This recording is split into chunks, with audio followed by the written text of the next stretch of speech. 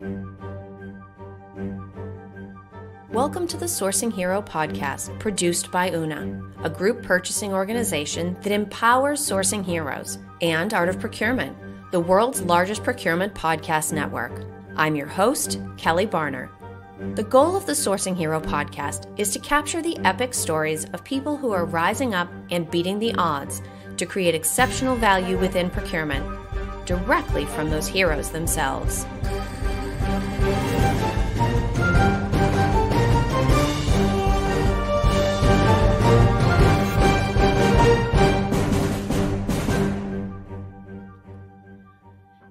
Today, my guest here on the Sourcing Hero podcast is Kris Lance. Kris is a senior director at Una, a group purchasing organization which provides the home of the Sourcing Hero. Kris is also my most regular guest. He joins me here once a month so we can talk about current events and figure out what they mean to procurement and sourcing professionals. So, hi, Kris. Welcome back to the Sourcing Hero. Hey, Kelly. Happy to be here. So you and I are having this conversation mid-December, but this is actually going to air just a few days before Christmas. So of all the questions I'm going to ask you today, I think these are the two big ones. All right, you ready? I'm ready. Here we go. Question number one, were you good this year? And question number two, if you were, are you asking for anything special? Okay, those are tough ones. Was I good this year? Probably depends. Are you asking my parents, my wife, my kids? This is shaping up to be its own episode. Can I have them on? might be another scandal, but I don't know. If you have to start your letter to Santa with "Dear Santa, I can explain." I don't know. It's probably not a good sign. All joking aside, though, I think it's been a good year. I feel blessed for sure, and with that, I didn't really ask for anything special, especially since Thanksgiving. I've been trying to really just focus on gratitude. If you really wanted to press me for something, I could ask for maybe 3 months of no utility bills or maybe a Costco gift card or something. But no, all jokes aside, really just focusing on gratitude.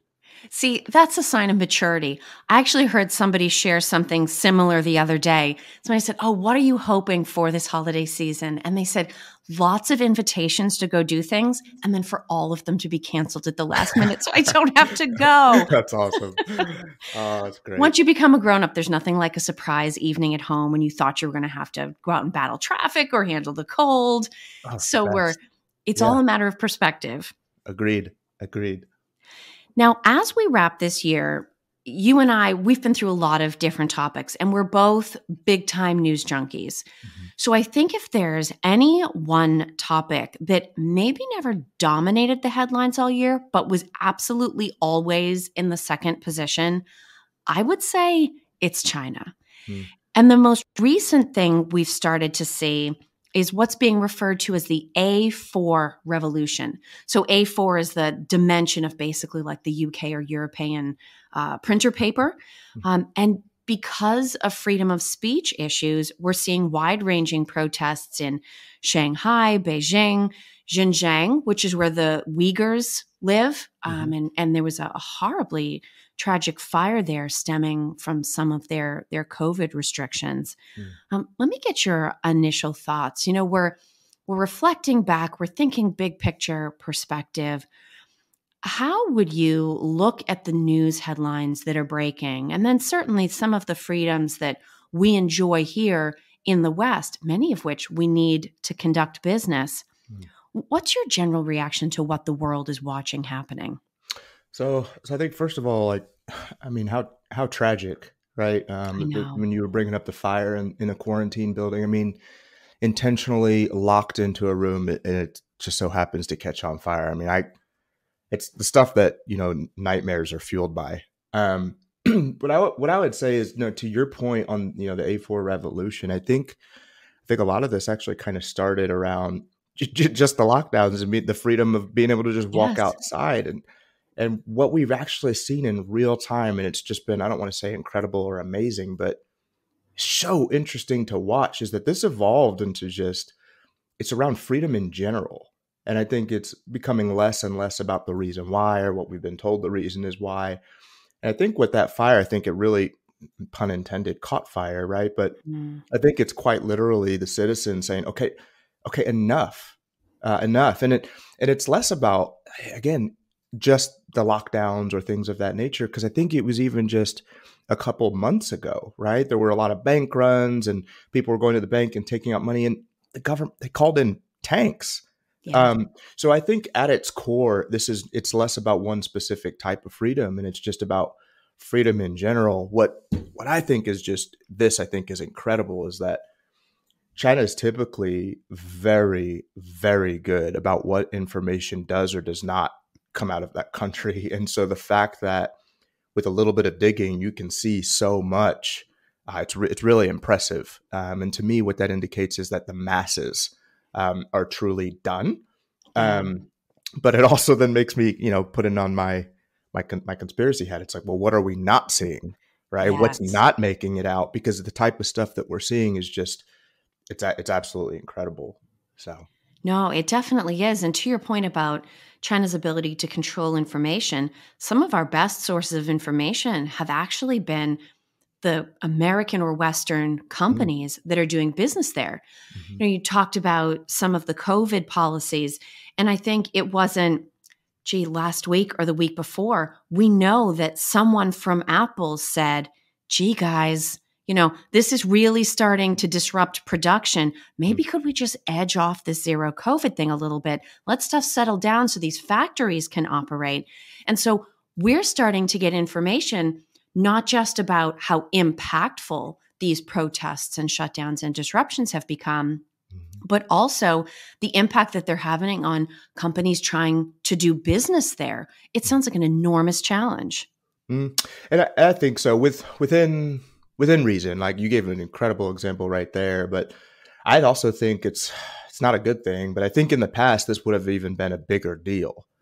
Now I think we joked on a previous podcast, like what's on my do not say list. It's like, why do I even have one of those? Right. But freedom of speech is key to being able to do business. That's why we have NDAs. So you can speak freely. Absolutely. And so I think that there will be some sort of ramifications or impact, whether probably less directly, but more indirectly, just from things like that for sure. Yeah. No, a lot of this is through the media, through the press, through diplomatic channels that we hear things. You and I had originally anticipated having this conversation in November. And at the time, we were watching the G20 summit take place, where all of these world leaders are literally face to face. We've, even in the business world, we've gotten so accustomed to all the things we can do virtually. We can have Zoom meetings and virtual conferences and all that. But in geopolitical and diplomacy conversations, those face-to-face moments can be real flashpoints. So now that we have the G20 in our rearview mirror, any observations or takeaways from that quote unquote IRL in real life moment with these world leaders? So before I hit on that G20 summit, I don't know if I really answered your kind of your last question too about someone saying, hey, can we kind of ease up, on maybe their policy, right? The zero COVID policy. This is maybe, I'll just say just my opinion. Sure. I think it'll be really interesting to see what happens, because I don't know that this was ever really about COVID, right? I mean, when all the other nations started saying, okay, I think we're safe, I think we're good, and they actually pressed in even harder, it just didn't really make sense. And so for me, it's kind of like, are we witnessing economic warfare? Because being in the position they are to really shut down full sections of their country, and knowing how much they manufacture and how much the rest of the globe depends on that, I mean, why else would you be doing it in all reality? And so some, that I've had conversations with have said, well, but that would hurt them too. Why would they do that? And so my argument back has always been, well, it's an acquisition costs. Yeah. Right? I mean, we see that they're stockpiling gold. We see them working with BRICS nations to form their own new reserve currency. And so a new reserve currency isn't going to just be ushered in without issue. So again, this is just my opinion, but I really don't think they're going to concede on this, despite, the people pushing back. So now you fast forward, to that summit. I think from what I understood, I guess my takeaway from it was, it seemed like a lot of more of the same, right? And to your point, in person brings a whole dramatically different dynamic to any conversation, but I don't know what was really going to be solved over the course of 1 3-hour meeting. And so what a lot's been said, especially over the last 2 years, there's been tremendous amounts of posturing. And so I think that the reality is that both countries know how important Taiwan is, especially with this digital and electric vehicle and, heading down that path. I mean, it's the end all be all, I would say, for both of these nations, is that how they're viewing it, at least. So my takeaway, though, is that more of the same. I guess let me elaborate further. More of the same being that China comes back and says, well, the U.S. says they're going to do this, this, this, this, and this. And the U.S. says, well, China says they're not going to do this, this, this, and this. And then none of those truly align. Yeah. So I don't know. I'm going to keep watching because it's, while there's a lot of things just going on in the news, this is definitely one to keep an eye on when you start talking about what's the impact of these relations, No, it absolutely is. And I think one of the key points that you just made really comes down to the word Taiwan. When you think about, especially in procurement, although I think throughout all business, everything's digital, right? We talk about digital this and digital transformation and digital investment, and none of that digital anything is possible without a healthy semiconductor industry. And Taiwan really is the crossroads for the world from a semiconductor standpoint. They're the source. It's actually really interesting. They have, I think it's 22%. They have 22% of global semiconductor capacity. But with that 22%, they are responsible for 63% of actual global output. So they're incredibly efficient. They're incredibly streamlined. It's all focused around that production. And 53% of it comes from one company, TSMC or Taiwan Semi. Wow. So if China decides to make a move on Taiwan, for me, I say, okay, let's look and see what has happened in Hong Kong. How is it working out for them? Depending on your point of view. For me, you shared your opinion. For me, Kelly, I would say not awesome. Right. So it's a very real concern, both for the people of Taiwan on a human level. And of course, we're, watching events in Hong Kong unfold. But what might this mean for Western supply chains if that source of semiconductors is disrupted? Yeah. So, I mean, so what does it mean for the Western supply chains? It's the first question I would say, well, what does it mean for Taiwan themselves? Right. And so for me, it's like, be ready. I think China has said more than once, we will take Taiwan. And so despite the posturing, despite the conversations, right, it's the very honest question is how far are you willing to go to remain independent? And then I guess if you fast forward to, okay, so all of the consumers or the usage of these semiconductors, I think, what does it mean in this day and age? I think it means everything. I mean, it would mean catastrophic disruptions. I mean, if we were to think back on how many auto manufacturers had cars just sitting on lots across the country because they were waiting on chips, I think it would be even worse than that because, despite the outcome of whatever conflict or continued conversations happen, like it will be a direct correlation to all of the products, machinery. I mean, there's computers and everything. So I mean, if I'm, running a supply chain, like I have full autonomy over that supply chain, despite how expensive or unrealistic as it may seem, it would be wise to start considering at least like alternative sources if your current sources have ties to Taiwan. And as you just pointed out, they probably do. Yeah. When you're looking at that much output and that niche of a need, like there's only a handful of entities who can actually fulfill those needs. So I think it means everything. Because again, there's computers in everything. I mean, and then as we saw with the cost of utilities, right? Then there's always that ripple effect of how that impacts logistics, how that impacts cell phone ability, and then communication. It's a very, very big deal. And I think that is why neither side, if you will, for lack of a better term, is willing to concede on this, because they know, I forget which article I was reading. I assure you it was a reputable one though. But I was reading an article that said whoever owns the semiconductor industry pretty much can guarantee their country's success for the next 50 to 100 years. We're going that digital. It's that critical. So I think long-winded way of saying, I think it means everything to Western supply chains. Kris, usually I end my conversations by asking people about sourcing heroes and sourcing heroism. We always try to twist it up for you a little bit just because you've been on so many times. And so we try to tie it to the conversation, but still get back to the spirit of what's intended by that question. So here's what I would like to hear from you as we wrap not only this episode, but wrap 2022 on the Sourcing Hero podcast. We've talked about a lot of events and disruptions, many of which are half a world away. How can we ensure that we continue to feel a human or an empathetic connection to the people that are affected by these events, no matter how different and how far away they seem in terms of miles and time and culture? What do you think is sort of the tie that binds in this case?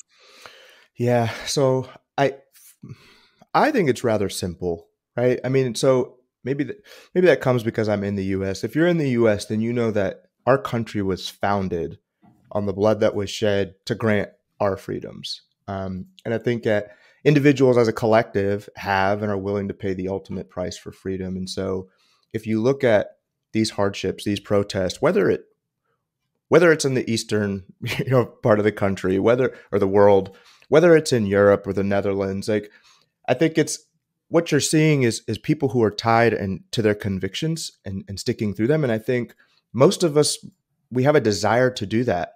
I think most of us have experienced loss and hardship. I think most of us have dealt with the lack of or the removal of autonomy at certain points in our lives. And I think that just about everybody listening, I would argue everybody listening in some capacity values freedom. So I think if you combine all those things together and just all of the change that's going on, if you have just a dash of empathy, I think it has to tug at your heartstrings at what we're seeing and people truly sticking to their convictions and the power of people to push through adversity, to push through change, and to remain true to what they really believe in. I think if you put yourselves in their shoes, it's just rather simple to make that connection. And this time of year, it really is the simple things that hold the greatest meaning. So I think that's an excellent thing for all of us to remember. The screaming message that you can hear from a piece of blank paper, right? It kind of boils down to that. Yep. So on that note, Kris, Merry Christmas, Happy New Year, and of course, thank you every single month for coming back here to geek out on news stories with me. I'm absolutely loving it. So Merry Christmas to you as well, and cheers to a Happy New Year. And hopefully we have less daunting, but even more riveting topics to cover next year together. And that's the one thing we can promise. Yeah, we have exactly. no idea what we'll be talking about, but we know we will be talking. Once a month, you'll be back with me. I don't want to give any spoilers away, but we have big number 100 coming up. So we have some stuff in the works for that. Kris, if people have enjoyed this conversation or any of the conversations that you and I have had, what is the best way for them to reach out and get in touch with you? Yeah. So my email is just Kris@una. So KRIS@una.com, or you can always just go to our website, una.com, and then the About Us, I have a page. But as always, too, LinkedIn, it's Kris with a K. But then you can find me on LinkedIn and reach out there. Awesome, Kris. Well, we will see you in 2023. Sounds good. Let's make it a good one, Kelly. Thank you for listening to this episode of the Sourcing Hero podcast. Join us again next time for more true stories of sourcing and business heroism performed by your colleagues and peers. Look for the Sourcing Hero wherever you get your podcasts, and don't forget to subscribe. Finally, don't forget, sourcing heroism is taking place all around us every day. Keep your eyes open and you're bound to see it. Until next time, I'm your host, Kelly Barner. Stay well, and always remember that you can be a hero too.